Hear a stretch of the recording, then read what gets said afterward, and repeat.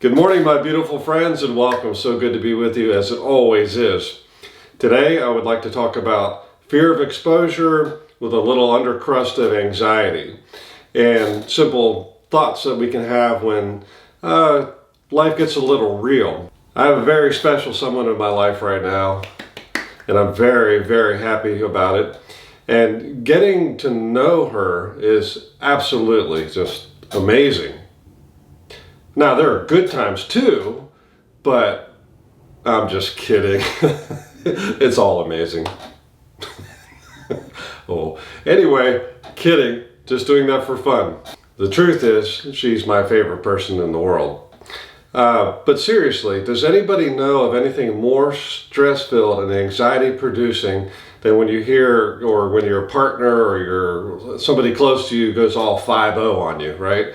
You hear that tone, Charles, I would like to talk to you, or Charles, I have a question. Well, right then, as soon as I hear that, I start, like, oh Lord, help me, So you feel that stress coming on, that anxiety, right? My father was, and probably is still particularly good at that. He had this very deep, robust voice and this German accent, which, he says my name Charles, but there's no L in it. Charles, I would like to talk to you. And whoo, it's like one of those water balloons. You grab the top and everything just sinks to the bottom, like a cartoon character. It's like, oh boy. But I came up with a good thing. As soon as somebody would say that to me, especially my father, my first response was, I didn't do it. And if I did do it, I didn't mean to.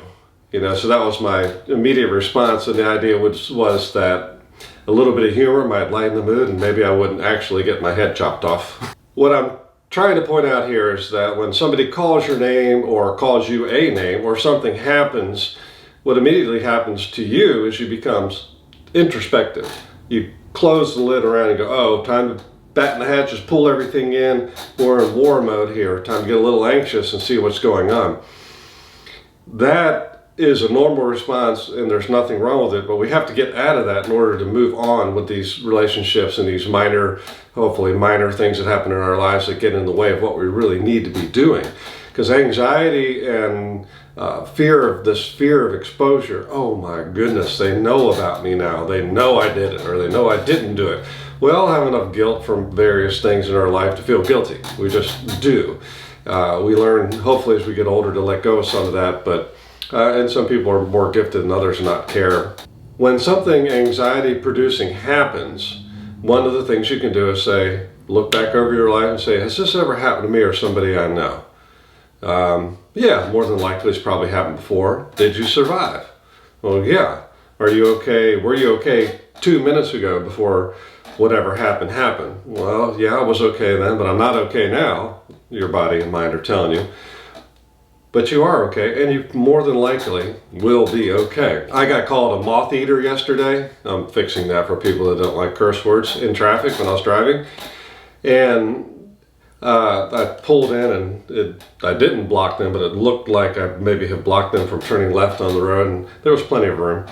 And the person got this contorted look on their face and, called me a moth eater and drove around me.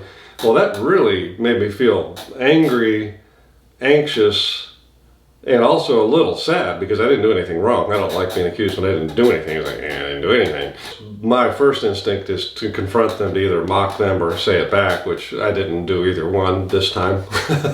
And I drove off and I started paying attention to my feelings. I was wondering how long will it take me to calm down, because I'd known this has happened in the past. I've been called names in traffic or been honked at when I didn't do anything. At least I think I was honked at when I didn't do anything. Somebody honked.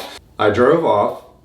And then I was kind of watching the clock, not closely, but it took about 15 minutes to where I completely calmed down. I mean, I still thought about it, and I still remember today, so it had some influence. But it took about 15 minutes for me to calm down to where it wasn't affecting my day much. And I've done this before with other things, even arguments, or I have a customer that's unhappy with me. When somebody's really unhappy as a customer, which is very rare, it can take a couple days before I figure out a solution, and I'm okay with it, because what I do, I try to make sure everybody's happy and everyone's taken care of, because that's what I do. when your name is called, or when somebody honks, or whatever it is that happens that starts to create this anxiety where you start buttoning up and separating yourself from whoever it is that's around you, almost making them an enemy, or at least you're really tentative about it, so you're not drawing close for sure. When the blue lights come on behind your car and you're like, oh my goodness, I'm going to get a ticket. There are a couple things you can do to kind of take the edge off of it. I mean, we can all look back and say, well, I've gotten a ticket before. Am I okay now? I'm okay. The ticket went away. My insurance didn't go up. Whatever. I'm fine. Somebody broke up with you in high school or college and it was horrible at the time, and you probably cried to a couple country songs or whatever kind of music you like, and then you're fine. Knowing that you've been through this before and you've recovered, or something similar, you know somebody that's been through it before and they've recovered, can give you some comfort and give you some thinking and maybe even some answers. I like to use a little humor when things get tense. That's just my characteristic and I like it. Not always, depends on the tension. And the truth is that you simply cannot get better at something without practice. The more confrontation you have and work your way through in a fairly peaceful way, the better you're going to get at it. You just get better and better and better and better.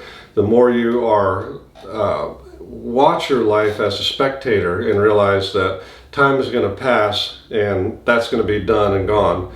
Let's make good memories. Let's use bad situations to learn and become a better person. There's something about us that it's easier to hide than it is to grow sometimes, depending on your age and how you feel or whatever. But life is always better if we grow up, we get better, we feel accomplishment.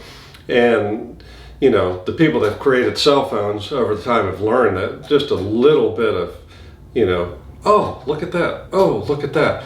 It only takes a little bit of excitement to keep you happy for 15 seconds or whatever.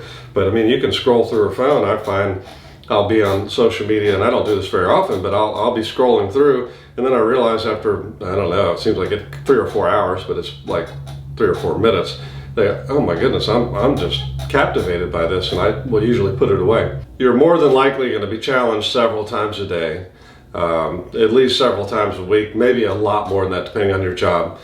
Anxiety, fear, this fear of exposure is part of life. But there's no reason for it to be your whole life. I've watched people make their lives really small out of fear, and they do find satisfaction in little things, but they've cut out so many things that could bring them love and connection and community and help the world out. But that's okay if that's what you choose to do, but make sure you're choosing to do it, right? Don't let the fear of exposure, the fear of being hurt, or the fear of loss keep you from moving forward in your life, right? Anyway, that's my point for the day. God bless you guys. Love you. See you tomorrow.